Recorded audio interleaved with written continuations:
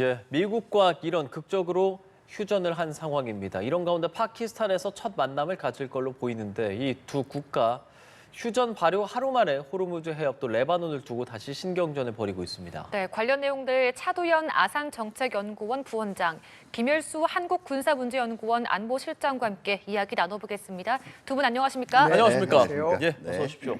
자, 두 분의 의견이 굉장히 궁금합니다. 자, 휴전을 극적으로 해놓고 네. 지금 바로 이렇게 헤즈볼라 그리고 레바논 뭐 이런 상황들 가지고 호르무즈 해협을 다시 봉쇄한 그런 상황입니다. 자, 이 상황을 일단 전반적으로 시청자들이 어떻게 해석해야 좋을지 먼저 좀 여쭤볼까요? 네, 계속 바뀌는 소식에 굉장히 혼란스러우실 맞아요. 거예요. 근데 이런 관점에서 보면 됩니다.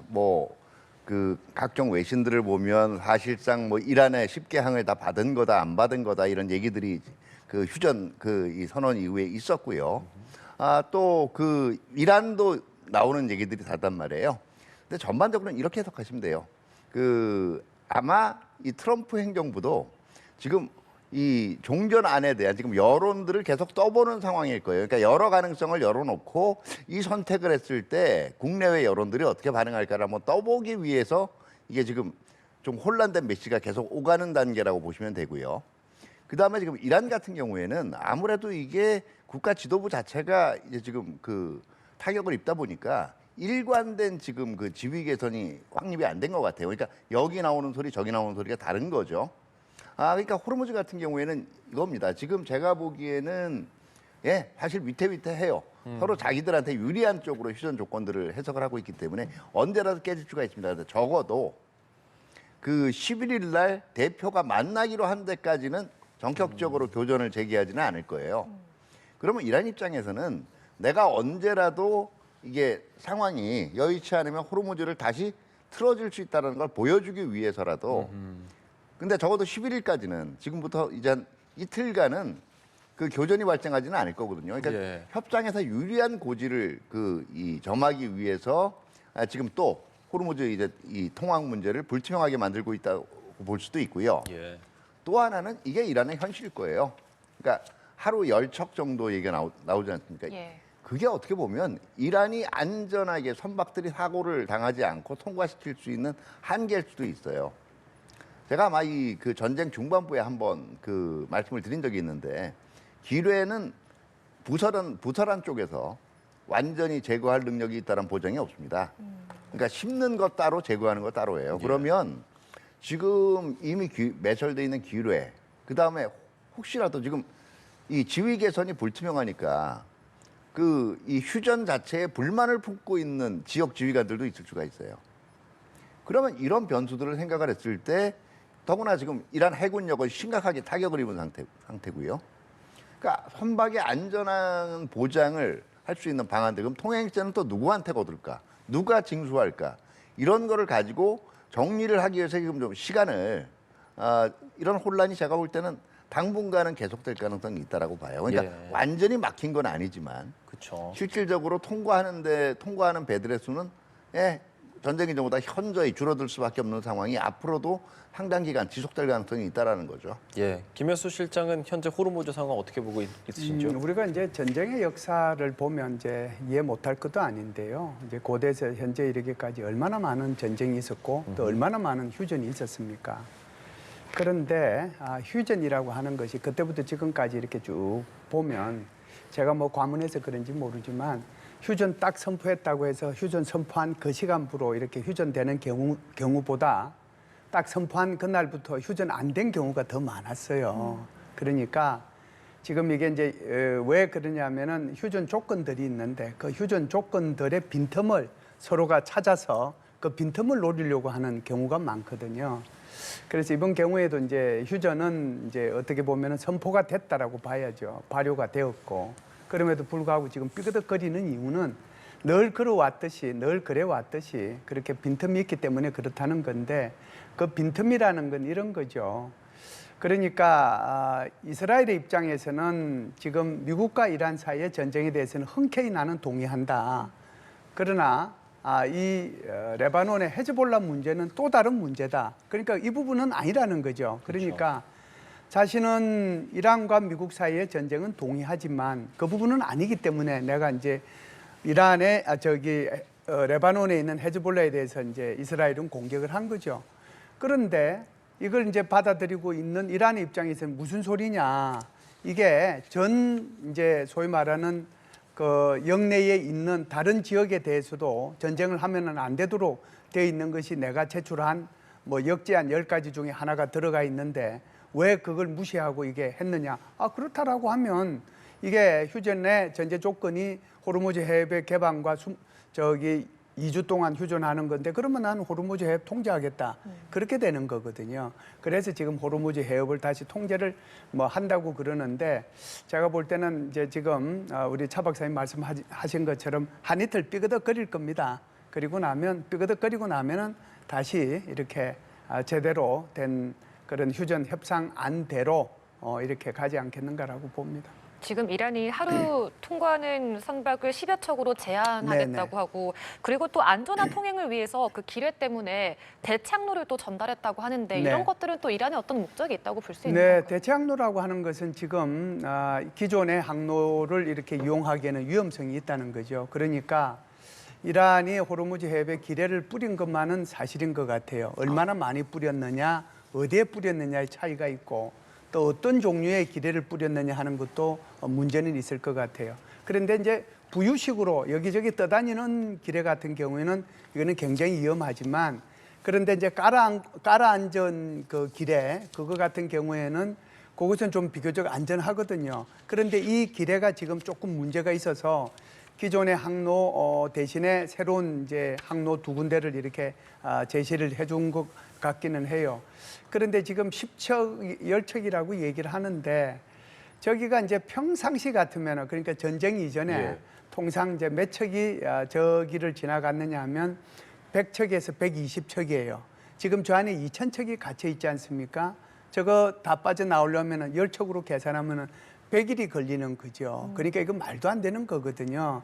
이란은 이란대로 다시 이란이라기보다는 오히려 소위 말해서 행위 주체들이 이란 정부 말 따로 있고 혁명수비대 말이 따로 있기 때문에 혁명수비대의 말대로 하면 자기네들이 통제하겠다라고 하는 거죠. 하루 10척씩 해서 100일 동안 하면은 아니 휴전하는 것은 14일밖에 안 되는데 언제 그거 내보내주겠어요. 그래서 이런 것들이 중구난방으로 좀 이루어지고 있는 측면이 있고 혁명수비대가 이 기회를 이용해서 자기네들 나름대로 세계적으로 자신의 위상을 좀 확립을 하고 또 이란 내에서도 위상을 굳건히 하겠다는 그런 생각을 좀 가지고 있는 것 같습니다. 예. 자, 지금 그 합의에 있어서 빈틈이라는 것이 일단 레바논의 공격인 것 같습니다. 그것부터 시작이 되고 있는데 이 레바논 공격이 휴전 합의에 포함되는지 그 여부가 이스라엘에게는 굉장히 또 중요한 부분인 그러니까 거죠. 이란 입장에서는 자기네 10개항을 받았다라고 얘기하잖아요. 이 10개항 안에 포함이 되어 있는 게 지금의 교전 행위들 자체가 미 이란 그다음에 이스라엘 이란간뿐만 아니라 그 이 중동 지역에 위치해 있는 이른바 얘기한 저항의 축, 그러니까 반미 반서방이자 친이란 쪽에 무장 조직들에 대한 공격도 중단하는 걸로 지금 얘기를 하고 있고 예. 미국은 그 캐롤라인 대변인이 그 10개항 받았다는 거 전혀 근거 없는 얘기라는 거거든요. 원님 이스라엘 통해 들어갔고 새로운 안들을 가지고 협상을 할 거다라고 얘기했기 때문에 그 10개항에 구속될 이유가 없는 거고요. 두 번째는 적어도 이 전쟁을 끝난 다음에 서로 어떻게 보면 각자한테 굉장히 유리한 해석들을 할 거예요.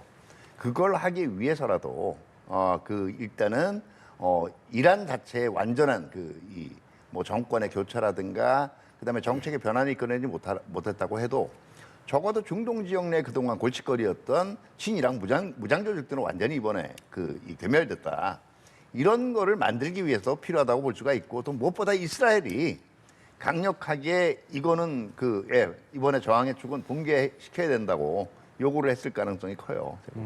그러면 이게 협상한 그런 안에 있었다고 봐야 됩니까? 없었다고 봐야 됩니까? 워낙 의견이 다르니까 그런 게 궁금해지는데요, 근본적으로. 그러니까 이란이 요구한 거에는 분명히 들어갔죠. 근데 그거를 미국이 확실히 받아들였냐? 오케이를 하고 들어갔느냐? 그거는 불분명하다는 얘기고요. 아까도 말씀드렸지만 트럼프 행정부 입장에서는 그 10개 안을 받았다 안 받았다를 얘기를 좀 모호하게 하는 가운데서 여론의 추이를 보는 거죠. 아하. 이게 이 우라늄 문제에 대해서는 여론들이 어떻게 반응하고 있는지, 호르무즈 문제에 대해서는 어떻게 반응하고 있는지. 그러기 때문에 트럼프 대통령 같은 경우에도 호르무즈 완전 개방하라 그랬다가 어떤 때는 통행세 인정해주는 듯 했다가 또 뭐 어떤 뉘앙스로 보면 네. 양측이 공동 이거는 사실은 보는 거예요. 내가 이 대안들을 가지고 협상을 했을 때 국내 여론이 어떻게 반응할까 하는 건데 지금 결과적으로는 호르무즈 해협 통행세 이 문제 허용하는 것처럼 하니까 그러면 결과적으로 그게 이란한테 다 내준 건데라는 얘기가 나오니까 캐롤라인 레빗 대변인이 그걸 또 접어넣은 거예요.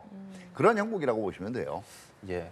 그렇다면 이스라엘은 지금 뭐 휴전을 할 마음이 어느 정도 있을 거라고 생각하십니까? 이스라엘은 이란과는 휴전할 마음이 있는 거죠. 그래서 마음이 있다기보다는 마음은 없는데 미국이 강요하니까 할 수 없이 그 압박에 굴복하는 거죠. 이란과 미국의 전쟁 목표는 처음에는 같았어요. 그러니까 죄송합니다. 이스라엘과 미국의 전쟁 목표는 처음에 같았어요. 예. 그래서 이란의 그 지도부를 갖다가 제거를 하고 그 다음에 핵무기를 완전히 제거하겠다라고 하는 어허. 것이 되었는데 미국의 목표는 이제 앞부분은 조금 애매해져 버렸고 오히려 이제 군사적 목표에 초점을 맞춰서 빠른 시간 내에 이 전쟁을 마무리하고 철수하겠다라고 하는 거거든요. 그래서 2, 3주 내에 호르무즈 해협이 어떻게 되든 관계없이 난 빠지겠다라고 얘기한 이유가 바로 거기에 있어요. 그런데 이스라엘 입장에서는 생각이 다릅니다. 이스라엘은 오히려 미국과 이란 사이에 협상이 있을까 봐 조바심을 냈고 초조함을 가지고 있었어요. 왜 그러냐면은 이란과 이스라엘은 철전지 원수잖아요. 그래서 이번 기회를 통해 가지고 지도부 제거, 핵무기 제거, 게다가 이제 군사 능력 제거, 그리고 그 잠재력인 방위 산업까지 제거, 거기에 더 나아가서 완전히 사회 인프라까지 완전히 제거함으로써 이란이 다시 일어서지 못하도록 하는 게 오히려 근본적인 목표라고 봐요. 그런데 이제 미국이 어떻게 됐든지 간에 이란하고 이렇게 휴전을 하니까 그 부분은 수용을 했어요. 그런데 이스라엘하고는 저기 레바논에 있는 헤즈볼라하고는 이건 아니거든요. 그래서 헤즈볼라 같은 경우에는 2024년도에 사실 그때 당시에 헤즈볼라가 하마스를 지원해주고 또 이란을 지원해주고 그런 문제가 있어서 그때 당시에도 이스라엘하고 헤즈볼라 사이에 전쟁이 있었습니다. 완전히 이제 어떻게 보면 헤즈볼라를 거의 괴멸시키다시피 했죠. 근데 그해 이제 10월 달부터 지상 공격을 해가지고 괴멸시켰고 12월 달에 협정을 체결을 했습니다. 예. 그래서 거기 있는 강 이북으로 뭐 아주 중요한 아라거틴가 무슨 강인데 제가 지금 뭐 특별히 생각이 나지 않습니다. 그 강 이북으로 이렇게 내보내고 그때 당시에 뭐라고 헤즈볼라가 약속을 했냐면은 무장 해제하기로 약속을 했어요. 그런데 지금 이번에 이란하고 미국하고 이스라엘 간의 전쟁이 벌어지니까 헤즈볼라가 이스라엘을 향해서 계속해서 공격을 했거든요. 이스라엘 입장에서 보면 이거 완전히 제거를 해버려야 되겠다는 그런 생각을 하는 거죠. 그래서 주로 이제 헤즈볼라는 레바논의 남부 지역에 주로 있고요. 그리고 이제 베이루트 그 근방에 이제 주로 이렇게 집단으로 있거든요. 그래서 레바논 남부 지역을 완전히 그냥 자기화하고 그래서 그것을 완충지도로 만들거나 아예 자기 땅으로 만들고 싶은 생각이 있는 거고요. 그리고 이제 베이루트에 있는 근거지도 완전히 이제 파괴시키겠다고 하는 거거든요. 그렇기 때문에 이스라엘은 저 부분에 대해서는 양보 안 할 가능성이 있는데 만일에 이제 이것 가지고 다시 이제 휴전이 안 돼 버리면은 곤란해지잖아요. 그러면은 이제 트럼프 대통령이 아마 네타냐후 총리한테 무슨 소리를 아마 하게 될 겁니다. 그런데 문제가 되는 것은 트럼프 대통령도 이 부분에 대해서는 아니 이거는 원래 휴전 안에 없다라고 얘기를 했어요. 그러니까 이스라엘이 헤즈볼라를 공격 못하도록 돼 있는 것은 휴전 안에는 없다. 그렇게 해서 두둥까지 했거든요. 그럼에도 불구하고 이 휴전이 깨지면은 다시 문제가 생기기 때문에 어찌됐든 트럼프 대통령이 다시 말 바꾸기를 해서 네타냐후 총리한테 압박을 가할 가능성은 있다 이렇게 봅니다. 예. 그러니까 지금 서로 다른 얘기. 미국이 정확하게 지금 얘기하고 있는 휴전 아니라는 거는요. 트럼프 행정부가 제기한 15개 항이에요. 이란이 제기한 10개 항이 협상의 베이스가 될 수 있다. 고려 요소는 될 수 있지만 그걸 받았다는 얘기는 아닌 거거든요. 그러니까 미국은 자신들이 제시한 휴전안을 중심으로 해석을 하고 있는 거고 이란은 자신이 또 자신들이 제시한 10개 안을 중심으로 얘기하고 있기 때문에 계속 혼란된 메시지가 나오는 상황이고 이런 혼란은 일단 11일 날 양자가 직접적인 협상이 개시되기 전까지는 계속될 가능성이 큽니다. 예. 잠시만요. 그 얘기는 잠시 뒤에 해보고 일단 호르무즈 해협 마무리를 좀 드리자면 네네. 그래서 결과적으로 호르무즈 해협에 발묶인 선박들 그리고 이제 풀린다 그러니까 막 가려고 했을 거잖아요. 네네. 그럼 선박들이 이제 어떻게 되는 걸까요? 저는 실질적으로 전쟁 이전으로 돌아가기 전까지 수개월, 최소 수개월은 걸릴 걸로 생각이 돼요. 왜냐하면 두 가지 변수예요. 첫 번째는 이 호르무즈 해협이 열린다라고 해도 기존처럼 안전하게 다닐 수 있는 항로가 대폭 줄어들었다라는 거예요. 지금 이란이 기뢰를 부설했을 정황이 굉장히 큰데 그것도 그 기뢰 부설 정황이 생기면서 그 기뢰 부설 그 함정들에 대해서 집중적인 폭격을 했단 말이에요. 그러면 소형 선박을 가지고 부설할 수 있는 지뢰는 주로 부유식 기뢰예요. 그러니까 떨어진단 말이에요.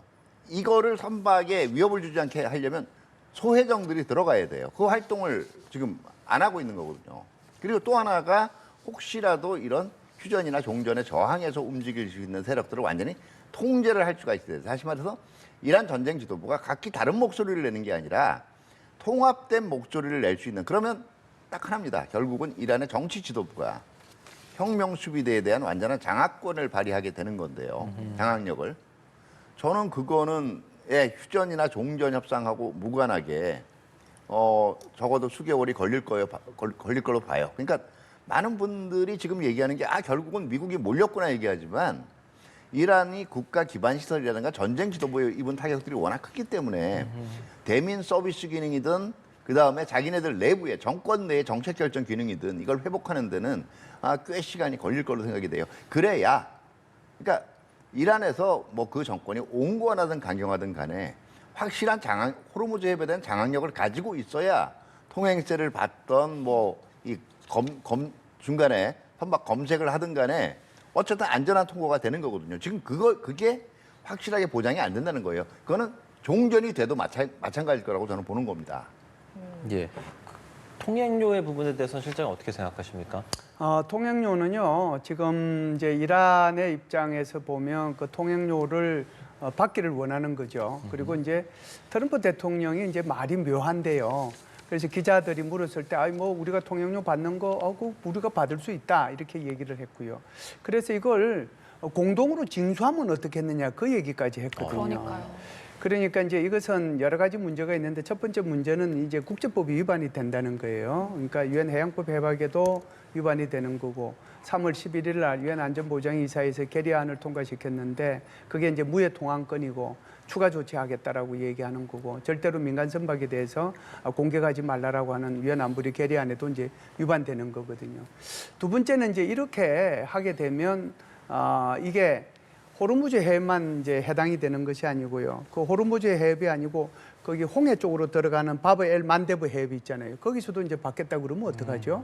그리고 이제 물라카 해협에서도 받겠다 그러고 대만 해협에서도 받겠다 그러고 그리고 우리 한국의 거기 대한 해협에서도 받겠다 그러면 이게 지금 엉망이 돼 버린다는 문제가 또 하나 있어요.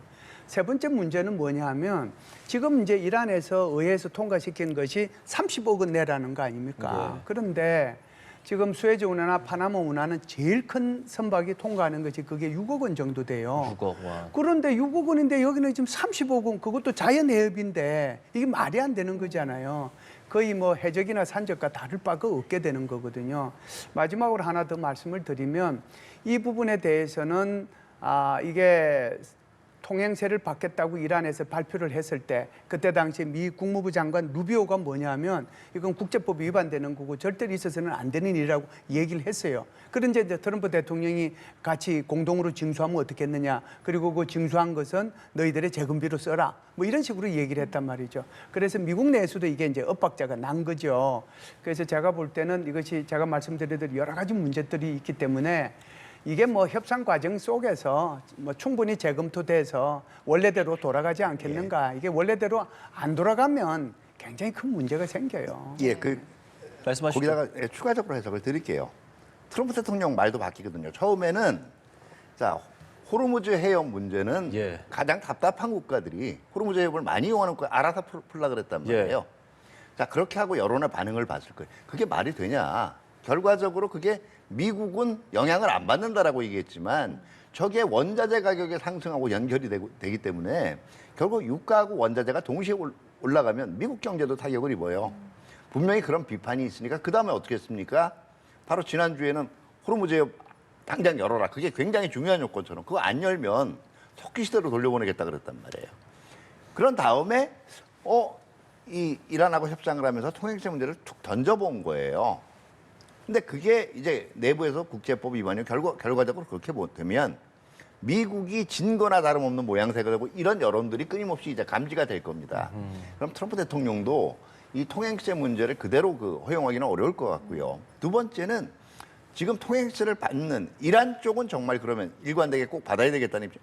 이것도 혼란스러운 게요. 처음에는 위안화 결제된 선박만 통과시키겠다라고 얘기했다가 두 번째는 통행세를 위안화로만 받겠다라고 세 번째 비트코인 얘기가 나와요. 예. 그렇죠. 자, 이게 비트코인으로 받겠다라는 게 일반적인 정부가 취할 수 있는 게 아니거든요. 그러면 의혹이 생기는 거예요. 왜 비트코인으로 받지? 그러면 이거는 징수하는 게 실제로 정부 중앙기구가 아니라 해당 지역의 지역사령관들이 지금 실적으로 개별 협상을 할 때 사용하는 방식. 그러니까 이란도 말은 꼭 받아야 되겠다라는 게 아니라 지금 이런 가능성을 계속 띄워놓고 자기한테 유리한 쪽으로 흘리는 거기 때문에 이게 통행세가 이제는 제도화가 될 것 아니다. 이거는 지금 단정하기 어려워요. 그러나 국제적인 여론이라든가 그다음에 다른 주요 항로에 미치는 영향들 이걸 판단했을 때 제가 볼 때는 이거는 계속 받기는 어려울 겁니다. 오히려 지금 이 휴전 기간 중에 이걸 가지고 조금 이득을 챙기려는 세력들은 있을 수가 있어요. 자, 지금 호르무즈 통행 관련해서 굉장히 복잡하기 때문에 이게 어떻게 풀어질지는 저희가 계속해서 지켜봐야 될 부분입니다. 하지만 또 하나의 쟁점은 아무래도 우라늄 농축 문제. 이것 때문에 이번 전쟁이 좀 시작됐다라고도 볼 수 있을 것 같은데요. 트럼프는 일단 절대 안 된다라는 강경한 입장이고요. 이란은 협상해야 되고 농축 권리 인정해달라라는 입장입니다. 굉장히 팽팽한데 그렇죠. 어떻게 해결이 될 수 있을까요? 우라늄 농축 문제는 크게 두 가지로 분리해서 말씀드리는 게 좀 편할 것 같습니다. 첫 번째는 60% 농축된 450kg의 이 우라늄을 IAEA나 미국으로 이렇게 전이시켜라. 전이시켜라 안 된다. 이게 이제 하나의 문제가 있을 거고요. 두 번째는 우라늄을 농축할 수 있는 권리를 이란이 주권 국가에서 가져야 된다, 안 된다 이거거든요. 그래서 이제 쉬운 거부터 좀 말씀을 드리면 이게 주권 국가로서 가질 수 있는 우라늄 농축 문제는 제가 볼 때는 이게 우리가 통상 보면은 3에서 한 5% 정도 이렇게 농축을 하면 그걸 가지고 우리가 원자력 발전소에 이제 원료를 쓰게 되거든요. 그래서 천천히 이걸 이제 폭발시킴으로써 이게 열 에너지를 전기 에너지로 바뀌는 그런 역할을 한단 말이죠. 그래서 이 권한은 가질 수 있다라고 생각을 해요. 그래서 이 부분은 이제 양보할 수도 있겠다는 생각이 우선 듭니다. 근데 두 번째는 이제 이런 거죠. 60% 농축된 450g의 행방. 그러니까 이제 이것을 이란이 이제 내놓느냐 안 내놓느냐가 아마 크게 중요해질 겁니다. 그리고 이제 미국으로 봐서는 이것을 가져오느냐 안 오느냐를 가지고 이번 전쟁에서 성패 여부를 여기다가 아마 둘 가능성이 굉장히 커요. 그래서 450kg의 농축된 우라늄이 어디 있는지 그리고 거기에 있는 것을 무슨 포크레인을 이용해서든 뭐 해서 빼내가지고 와야 그나마 이제 미국으로서는 체면도 살릴 수 있는 거고 또 자신들이 이제 승리했다고 얘기할 수도 있고 그런 여유 속에서 좋다. 그러면은 너희들의 저농축 우라늄 발전 원자력 발전소에 사용될 그래 평화적 목적의 우라늄 생산은 허용해 준다. 뭐 이런 식으로 이제 할 수는 있어요. 이건 죄 내피셜입니다. 실제로 이제 그렇게 될지 안 될지는 모르지만 그래도 이란은 이란대로 농축에 대한 주권적 권리를 확보했다는 그런 차원에서 이제 이게 있는 거고요. 두 번째 이란의 입장에서는 이런 게 있어요. 머릿속으로 한번 생각해 봅시다. 이게 60%까지 농축했던 경험이 있잖아요. 예. 그거는 내 머릿속에 있는 거예요. 그렇죠? 그리고 내가 450g 주더라도 내 머릿속에 있는 것은 언제라도 관계가 나빠지면 내가 그 정도로 농축할 수 있다는 거죠. 머리는 별 수는 없는 거잖아요. 그렇기 때문에 이란의 입장에서 보면은 저농축 우라늄 농축할 수 있는 그것만 이렇게 주권적 권리만 확보하면 그래도 좀 450kg 정도 뭐 이건 양보할 수 있지 않겠나 생각하는데 뭐 제 내피셜입니다. 예, 그러니까 이 우라늄 농축 문제가 트럼프 입장에서는 어떠한 전쟁의 명분이 될 수도 있고 이란 입장에서는 이게 또 우리의 주권이다라고도 볼 수 있는 건데 굉장히 네, 그렇죠. 평평하거든요. 이게 지금은 제가 볼 때 적어도 트럼프 행정부의 뇌리 속에는 전쟁 이후에 종전 이후에 이 설명, 스토리를 만들어가는 데 있어서 가장 중요한 부분이라고 생각을 하는 것 같아요. 그렇기 때문에 이 부분은 쉽게 양보를 하지 않을 겁니다. 그렇기 때문에 만약에 지금 3.75%를 인정할 수 그거 어려울 거 없잖아라는 얘기들도 하지만 사실은 이게 바로 2015년에 공동행동계획에 들어갔던 합의 내용이에요. 그렇기 때문에 그 공동행동계획을 가장 또 이제는 합법적으로 농축권을 보장해줬다고 비판한 게 바로 트럼프 행정부입니다. 그렇기 때문에 만약에 그 정도라도 인정을 해주게 되면 그럼 뭐하러 전쟁했느냐 지금 얘기가 나오는 거예요. 그나마 낯을 살릴 수 있는 게 그 농축권을 보장하되 정기적으로 IAEA의 사찰을 받는다. 뭐 이런 거를 추가하는 방안도 있고요. 또 그 시기를 당분간은 그러면 농축을 하지 않는다라든가 이런 그 일종의 시기를 잡는 방법으로 아마 빠져나갈 수 있는 거는 있죠.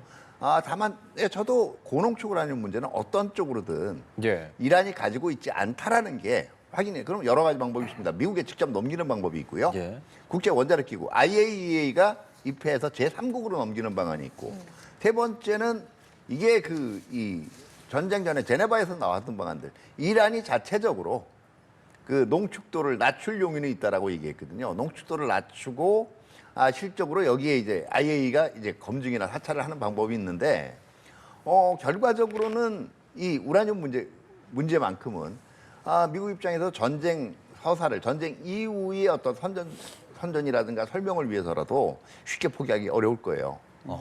근데 그 우라늄을 쉽게 포기하기 어렵다면 그 양측 다 포기하기 어렵다는 것 같아요. 두 분 말씀 들으면. 근데 둘 다 이걸 포기하지 않으면 2주 뒤에 혹은 이번 11일 날 만난다고 해서 어떤 결과가 나올 수 있을까라는 생각 당연히 하게 된단 말입니다. 우라늄 농축에 있어서는 그래도 어느 정도 이렇게 좀 맞춰야 되지 않을까라는 좀 생각도 갖고 계신 게 있으십니까? 협상은요. 예.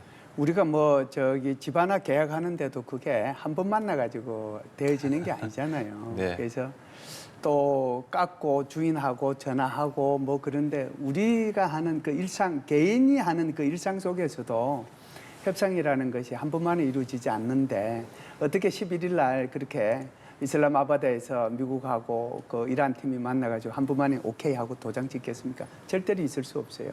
그게 이제 첫 번째로 말씀드리는 거고요. 두 번째는요. 협상에 이제 방법이 여러 가지가 있겠죠. 어려운 것부터 먼저 협상을 하고 제일 쉬운 거를 넣게 하자는 게 방법이 있을 거고요. 그나마 이제 협상을 할 수 있는데 협상에 타결할 수 있는 제일 쉬운 것부터 시작을 해서 어려운 걸 뒤로 보내는 방법이 있거든요. 그래서 제가 볼 때는 쉬운 것부터 시작해서 어려운 것이 제일 뒤로 올 텐데 지금 말씀하신 것처럼 우라늄 농축하는 것이 제일 아마 뒤로 아마 오게 될 겁니다.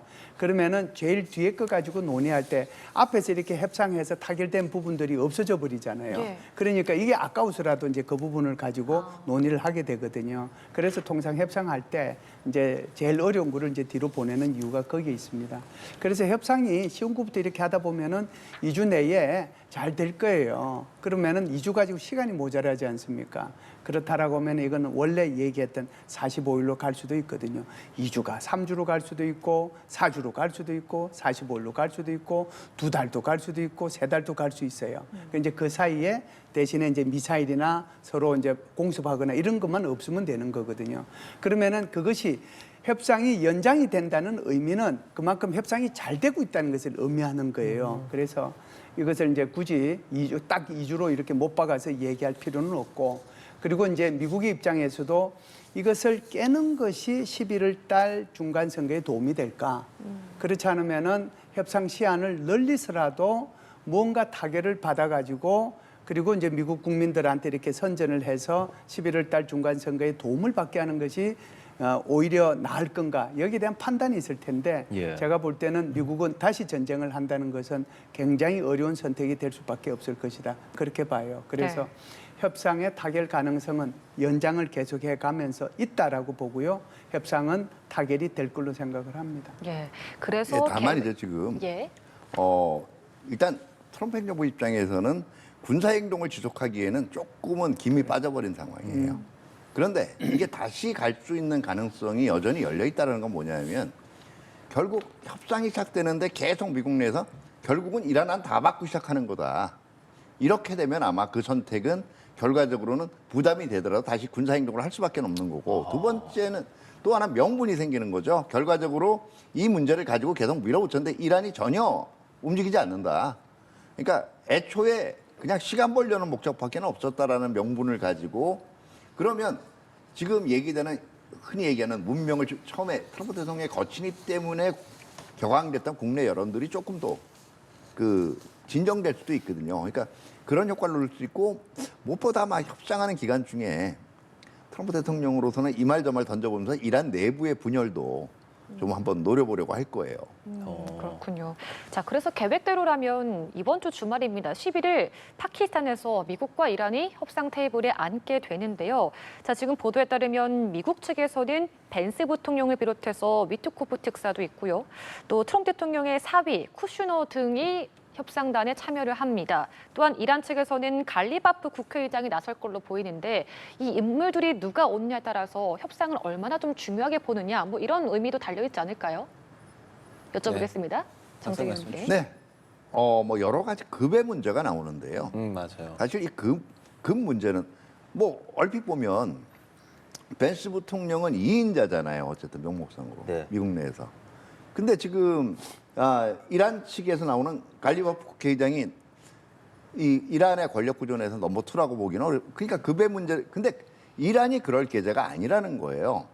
지금 최고 지도자인 몰타바 같은 경우에는 이게 그 여러 가지 설들이 나오고 있지만 최소한 현재로는 국정을 볼 수 없는 기능이라는 건 맞고요. 근데 그 다음에 넘버 2라고 얘기할 수 있는 인물들이 지금 다 제거가 되거나 아니면 어쩌면 지금 개개별로 움직이기 때문에 실적으로 회의에도 참가를 못할 가능성들이 있는 상황일지도 몰라요. 그렇기 때문에 이거는 일부러 이 이란 측에서 어떤 그 뭐 협상에서 우위를 점하기 위해서 갈리바프 의장을 선정했다기보다는 트럼프 행정부가 꾸준히 거론했던 인물들이고 그 다음에 이란 내부에 지금 정상적인 어떤 정책 결정 체계가 가동될 수 있는 형편이 아니기 때문에 미국도 양해를 했고 또 그 이란도 거꾸로 얘기하는 자 그러면 전쟁 결정하는데 적극적인 입장을 했던 인물들이 협상에 오는 건 믿을 수 없다는 거거든요.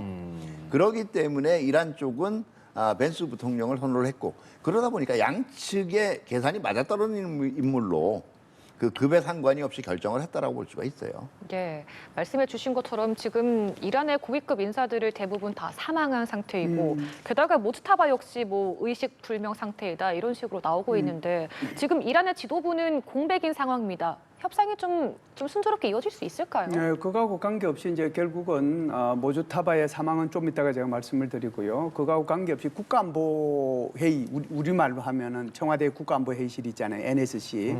그런 것처럼 이란에도 그게 있어요. 그래서 그 이란의 국가안보 회의 실장을 하는 국가안보 실장을 하는 그 사람에 의해 가지고 전체적으로 이제 이렇게 통제가 되고 있다. 이렇게 이제 아마 보면은 될 것 같습니다. 그래서 지금 차 박사님 말씀을 하셨지만 그렇다고 해서 벤서가 나온다고 해서 여기 대통령이 폐지시키 아니지만 실권도 별로 없는 그 사람이 이제 대통령이고 저기는 부통령인데 나가기가 그럴 거고 그렇다고 해서 저쪽에 부통령이 나오는데 여기 외교부 장관 아라그치가 나올 수도 없는 거잖아요. 그렇기 때문에 이제 지금 이제 그 국회의장이 나갈 텐데 저쪽에 3명이 나오잖아요. 여기도 이제 3명이 나올 거라고 저는 생각을 해요. 이란에서도. 그래서 이제 지금 갈리바프 국회의장이 나갈 거고 졸 가르드라고 하는 사람이 바로 국가안보회의 실장이거든요. 뭐 사무총장 이렇게 표현하는데 그냥 우리말로 하면은 국가안보회의 실장입니다. 그 사람이 아마 나가지 않겠는가라고 생각을 합니다. 혁명수비대 사령관은 이게 이제 군인이기 때문에 아마 여기에 외교적인 여기에서는 나가긴 힘들 거다 이렇게 말씀을 드리고요. 그다음에 이제 지금 모즈타바 말씀을 하셨는데 모즈타바 같은 경우에는 제가 볼 때는 오히려 의식불명을 넘어서 죽었을 가능성도 있다 그런 생각을 하고요. 지금은 이제 제가 말씀드린 국가안보실장 주관하에 뭐가 이루어지고 있는 것들도 결국은 혁명수비대의 그냥 이렇게 그 허수아비 역할 이런 거를 지금 오히려 하고 있는 게 아닌가. 이게 이제 그냥 쉽게 말씀드리면은 아까 우리 차방님께서 말씀하신 것처럼 지도부의 혼란 이런 것들이 있다 이렇게 볼 수 있는데 왜 제가 지금 모즈타바에 대해서 이렇게 죽었을 수도 있다 이렇게 말씀을 드리느냐 하면 모주타바가 자기 아버지가 죽은 지가 어제가 8일 날이잖아요. 오늘이 9일이니까 어제 8일 날부로 40일 되는 날이에요. 우리는 이제 부모님이 돌아가시면은 이제 이게 49제를 지내지 않습니까? 그런데 이제 여기 이란 같은 경우는 40제를 지내요. 이란이 가지고 있는 그러니까 원래 이제 뿌리는 이제 뭐 다 똑같으니까 기독교나 이슬람교나 똑같은데 40이라는 의미는 유대 그다음에 기독교 그다음에 뭐 여기 이슬람교가 다 똑같이 의미를 두는 데가 바로 숫자 40이에요.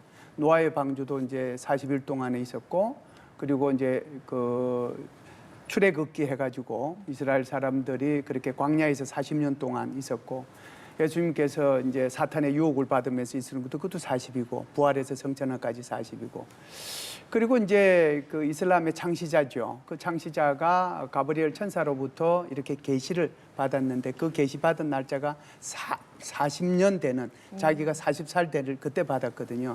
그러니까 이게 40이 굉장히 중요했는데 우리는 49제를 지내는데 그는 40제를 지내요.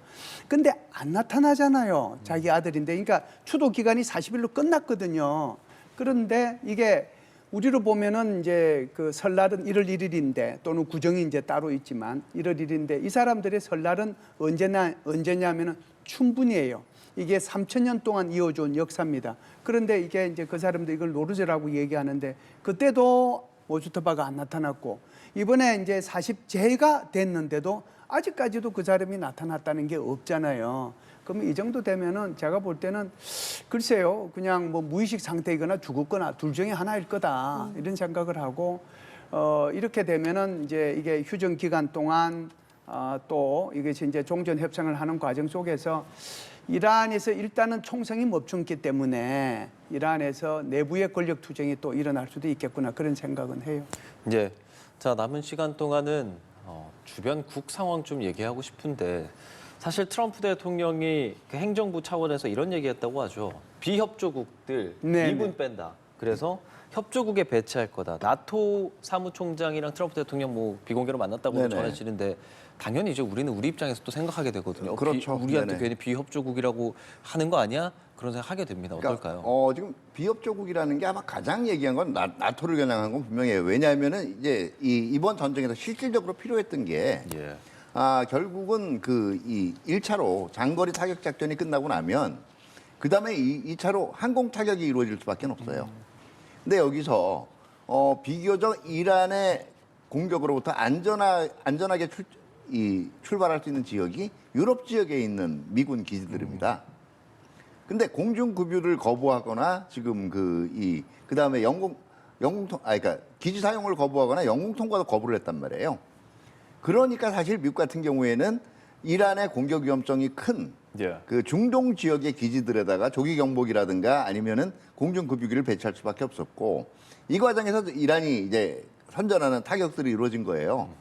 그러다 보니까 가장 아마 지금 서운한 제1순위로 얘기하는 게 나토고요. 그 다음에 이제 아마 호르무즈 해협 이 안전 문제에 동참하지 않은 이제 우리나 일본도 거론이 되는 거죠. 뭐 여러 가지 지금 트럼프 대통령이 그 조치를 취할 수 있는 것들이 있는데 가장 첫 번째가 제가 보기에는 금년 7월에 그 튀르키예의 그 앙카라에 예정돼 있는 나토 정상회의에 안 가는 거예요. 상징적으로. 우리는 이제 앞으로 여기 발 뺀다. 두 번째 지금 할 수 있는 게 바로 그 현재 그러니까 미군이 배치되어 있는 이 기지들에서 일부 전력을 다른 쪽으로 이동하는. 근데 이것도 중요 전력을 그렇게 한꺼번에 이동하지는 못할 거예요. 왜냐하면 뭐 무조건 미국이 그 전에 그 국가들이 지금 미군이 배치되어 있는 적이 이뻐서 배치해 놓은 게 아니에요. 다 작전이나 전략상 그렇죠. 필요성 때문에 했기 때문에 이걸 무시하고 무조건 빼기는 어려울 겁니다. 다만 세 번째 압력, 유럽이 가장 아파할 수 있는 부분들, 바로 러시아 우크라이나 전쟁에서 그 우크라이나에 대한 지원을 대폭 삭감하는 방안이에요. 이 경우에는 사실은 그 결과에 대해서 가장 아픈 게 유럽 국가들일 수밖에 없어요. 이게 러시아의 팽창으로 이어질 수가 있기 때문에요. 그렇게 경고를 던지는 작업이 1차적으로 들어갈 거고 흔히 얘기하는 지금 나토에서 빠져나온다. 이거는 트럼프 대통령의 손만 가지고 되는 문제가 아니에요. 그건 의회의 동의도 받아야 되고 그렇기 때문에 제가 볼 때는 분명히 불쾌감은 표시를 할 겁니다. 예. 근데 자꾸 이 문제를 가지고 여파가 우리한테는 미치지 않을까? 예, 제가 보기엔 알게 모르게 미칠 수가 있어요. 뭐 가장 그 부정적인 시나리오가 이런 거예요. 흔히 지금 얘기 나온 미북 협상, 북미 협상 얘기 나오는데, 자 지금 그 북한 쪽에서 계속 외치는 게 지금 북한에 대한 압살 정책 그리고 위협 정책의 가장 큰 근본이라는 게 동맹하고 주한 미군이에요. 그러면 트럼프 같은 경우에는 협상하면서 그러면 미 본토를 그 공격할 수 있는 이 능력은 다 해체하는 대신 네. 그럼 주한 미군 일부 뺄게. 그러면 두 가지 효과가 있는 거죠. 자기 협상 칩도 강화를 하는 거고, 두 번째는 우리에 대한 그 동맹 차원의 압력도 강화를 할 수가 있는 거예요. 물론 우리 입장에서는 그런 결과가 나오지 않게 상당히 외교적 그 논리라든가 이걸 일관성을 가지게 노력을 해야 되겠죠. 근데 이게 지금 나토에 비해서는 그렇게 예. 당면한 우려는 사실은 아니라는 얘기입니다. 예. 자, 저는 그냥 최악의 시나리오 중 하나를 얘기한 것뿐이고. 예, 국제사회 상황들 좀 정리를 해주셨다면 저는 김혜수 실장께는 지금 현재 일어나는 상황, 아니 이틀 사이에 북한이 탄도미사일 3번이나 쐈습니다. 보니까 다 단거리들이고 뭐 집속탄이라고 할 수 있을 만한 것들, 방공망 네. 뚫을 만한 그런 것들이더라고요. 어떻게 좀 평하십니까? 예, 우선 그 나토 문제 잠시만 얘기하고 예, 지금 그 잠깐 부분 짚죠. 시간 괜찮겠죠? 조금 네네. 짧게만. 네. 예. 우선 이제 주한미군과 관련돼서 이게 걱정들 하실 텐데 걱정하지 마시라고 이제 먼저 말씀을 드리고 싶고요. 왜 그러냐면은 미국이 1월 달에 발표한 내셔널 디펜스 스트래테지라고는 국가 국방 전략에 의하면 미국이 그러니까 서반구 웨스트 헤미스피어죠. 그러니까 북미, 남미, 그린란드에서 주도권을 갖고 거기서 패권을 차지하고 예. 그리고 여기 이제 중국의 견제를 제1도련선에서 이렇게 거부방어를 하겠다라고 하는 것이 핵심이에요. 그러면은 이제 한국과 주일미군과 주한미군은 굉장히 중요한 그럴 수밖에 없는 거거든요. 그렇기 때문에 주한미군이나 주일미군은 그렇게 섣불리 미국의 대통령이 뺀다 만다 이렇게 얘기할 수 있는 성질의 것이 아니다라고 하는 것은 먼저 말씀을 드릴 테니까요. 예. 이 부분은 크게 걱정하지 마시라고 보고요. 두 번째는 지금 이제 북한에서 지금 3번에 걸쳐 가지고 미사일을 발사를 했잖아요. 그리고 이제 한 번은 미사일이 실패를 했는데, 그리고 나서는 이제 어제는 2번에 걸쳐 가지고 오전에 한 번 쏘고 오후에 쐈는데, 그럼 이게 뭐냐 하는 거죠. 그래서 첫 번째는 실패한 것이니까 실패한 것을 만회하기 위해서 했을 수 있다라고 보고요.